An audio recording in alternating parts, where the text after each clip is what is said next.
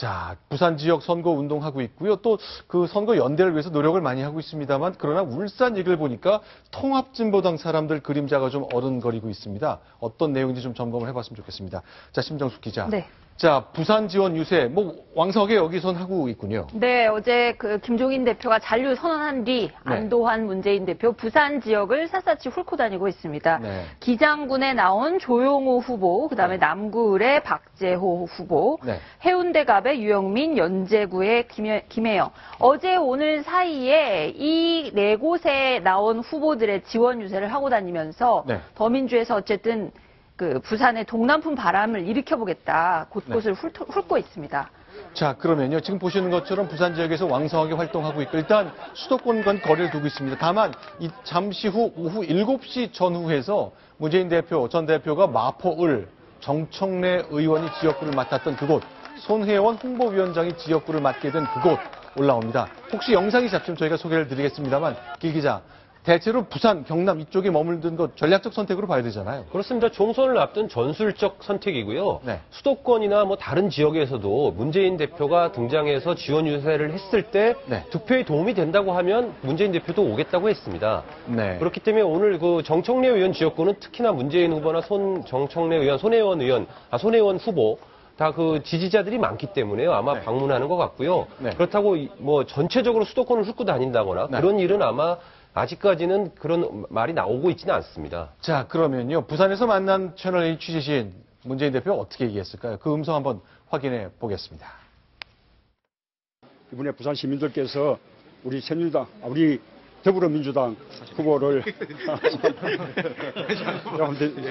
되죠? 우리 더불어민주당 후보들을 지지해 주셔서 부산에서도 경쟁하는 정치 만들어 주시고 박근혜 정권의 이 폭정, 실패, 단단히 내석배 회초리 들어주십시오. 어제 또 울산 북구에서 야권 후보 전체의 단일화가 이루어졌습니다. 이 단일화가 전국적으로 확산돼야 한다고 생각합니다. 자, 지금 이제 문재인 대표 울산 얘기를 하는데 바로 이 사진 얘기겠죠? 네. 어제 지금 말한 것처럼 북구에서 후보 단일화가 있었습니다. 울산 북구. 네, 울산 북구에서. 저기 울산 북구가 이 민주노총이나 민노당세가 굉장히 강한 것으로 유명하죠. 윤종호라는 전 통진당 후보, 전 통진당 출신의 후보가 북구에서 구청장을 지냈던 분이죠. 후보로 단일화가 됐습니다. 이상헌 더민주 후보가 어제 사퇴를 하면서 야권 단일화가 일종의 이루어져서 새누리당 후보와 1대1 구도로 어쨌든 저 울산 북구에서는 대진표가 짜여졌거든요. 저 자리에 저렇게 문재인 대표가 참석을 해서 단일화가 성사된 것에 의미를 부여하는 그런 장면이 지금 나가고 있는 겁니다. 이건 어떻습니까, 길진규 기자? 이제 4년 전에 아픈 기억 때문에 통합진보당 손잡아서 통합진보당 사람들 의회에 대거 진출시킨 게 민주당이다. 그래서 비판을 많이 받았잖아요. 아직 통진당 후보와 연대하는 것에 대한 부담감 이런 건 좀 없습니까?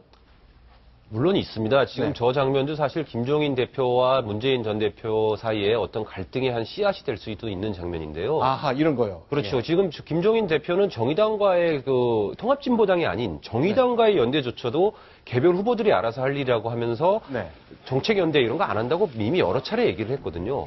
근데 문재인 전 대표는 이제 총선 승리, 특히 영남권에서 한 석이라도 더 새누리당의 의석을 저지하기 위해서 본인의 판단으로 저쪽에 가서 저런 일을 한 건데요. 그거에 대해서는 공식적으로 당에서 문재인 전 대표가 잘못했다든지 이런 얘기는 나오지고 있지 않습니다.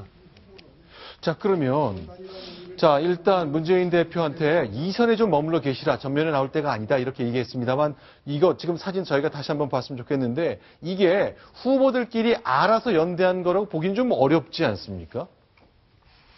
전 대표가 직접 관여했잖아요. 문재인 전 대표가 단일화 과정에서 어떤 역할을 했는지는 알 수 없죠. 그리고 지금 윤종호 저 후보는 구청장을 지낸 사람 아니겠습니까? 예전에 통진당에 가입했던 경력이 있었던 거고요. 그런 상황에서 구청장으로서 국민들의 또 한 번의 신임을 받았던 사람이니까 어떤 이번에 총선 과정에서 돼도 되지 않을까라는 생각을 하지 않았나 이런 생각도 합니다.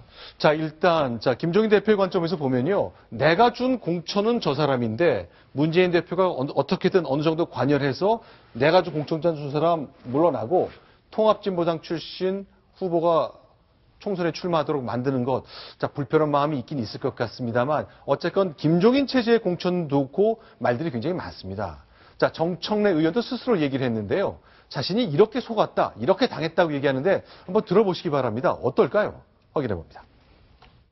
홍창선 위원장은 컷오프 되기 이틀 전에 저한테 전화를 하셨습니다. 정 의원 한 것이 그게 무슨 막말이냐. 당에서 좀 이상한 흐름이 있으니까 다시는 그러지 않겠다는 취지로 사과 기자회견을 했으면 좋겠다. 그러면 내가 알아서 구제를 하겠다. 그러면 제가 SNS로 그런 의사를 표현하겠습니다. 알았다 그러면 그렇게 하셔라 한 건데요. 본인의 앞뒷 말이 하루 이틀 사이에 바뀌는 거죠. 자, 그러니까 이제 며칠 전에 정청래 의원이 이런 글을 올려서 그 공천 직전에 사과했잖아요. 네, 그렇습니다. 자의가 아닌 것처럼 설명을 스스로 했던 거군요. 예, 당시에 그 정청래 의원이 이제 그 사과의 그런 그 문구가 있는 지금 화면에 나오는 SNS 글을 올렸습니다. 그러면서 과거에 했던 그런 그 여러 가지 막말이라든지 이런 것들에 대해서 굉장히 좀 자세를 낮추면서 용서를 구했는데요. 네. 당시에 그러면서 이제 맞다, 용서해 주자라고 하는 여론도 일부 있었고요. 또한 너무 늦었다라고 하는 여론도 이제 팽팽하게 있었는데요. 지금 이제 그 조금 전에 들으셨던 그런 그 인터뷰 내용을 보자면은 그 당시에 그게 자발적인 그런 마음에서 우러나온 사과라기보다는 네. 뭔가 정치적인 판단, 그리고 뒤에 어떤 거래, 뭐 이른바 거래라든지 아니면 조율하에 나온 거 아니냐라고 이제 해석할 수 있는 여지가 있기 때문에 그 사과의 당시 순수성에 대해서 의심하는 그런 여론도 일부 있을 수밖에 없지 않을까라는 생각이 듭니다. 그러니까 내가 이 사실을 공개함으로써 내가 했던 사과가 진심이 아니고 공천받기 위해서 그냥 억지로 했던 사과라는 것을 공개해서 망신을 있더라도 홍찬선, 김종인 체제의 공천이 이런 식으로 진행됐다는 걸 지적을 하고 싶었던 거겠네요. 예, 그렇습니다. 당시에 그 어떠한 그 정확한 조율에 의해서 아까 좀 전에 보신 그런 글을 올렸는지는 정확하게 당사자가 아니고서는 뭐 확신할 수 없습니다만 네. 적어도 지금 시점에서 정청래 의원의 고정 지지층 그리고 그 더불어민주당 내에서 정청래 의원을 좀 옹호하고 응원하는 그런 지지자들에게 보여주기 위해서는 당시의 사과가 오히려 본심이 아니라 나는 강한 야권의 의원이고 또한 강한 야당을 지지하는 사람이기 때문에 당시 그런 사과 문구에 대해서 너무 놀라지 말라, 너무 의미 부여하지 말라라는 그런 메시지를 주는 것이 아닌가라는 해석도 가능할 것 같습니다. 심판장, 그런데 네. 이건 어떻습니까? 이제 마포를 지역구를 넘겨줬는데 네. 이 여성 후보 선거운동에 네. 정청래 의원이 빠지지 않는군요. 처음에는 이게 정청래 의원의 현수막인가 싶었습니다. 정청래와 함께네요. 네, 그러나 손혜원 후보가 지금 어쨌든 정청래 의원이 컷오프 되면서 지금 후보로, 더민주의 후보로, 공식 후보로 결정이 됐는데 그 현수막이 나갔을 때 정청래 의원이 저렇게 표현을 했습니다. 슬픈 현수막이라는 제목을 달아서 네. 365일 섭섭해 울 수는 없는 일이다. 2016년에 찬란한 슬픔의 봄을 맞이하겠다. 계속 슬프다는 얘기가 나옵니다. 네. 끝내 승리하겠다. 정청래와 함께. 하여튼 주인공은 정청래로 항상 끝납니다. 손혜원과 더불어 새누리를 꺾고 기필코 승리하겠다. 이런 평가를 했습니다. 자, 스스로 이렇게 나서는 이유가 이제 가까운 관계이기도 하거니와 자신이 이제 야권 진보 진영 내에서 갖고 있는 위상, 또 영향력 때문이라고 판단한 것 같습니다. 역시 오늘 아침 라디오 인터뷰 때요. 자, 스스로 놀랐다. 내가 이 정도 영향력이 있을 줄이야. 라면서 자신을 평가했군요. 어떻게 얘기했을까요? 보겠습니다.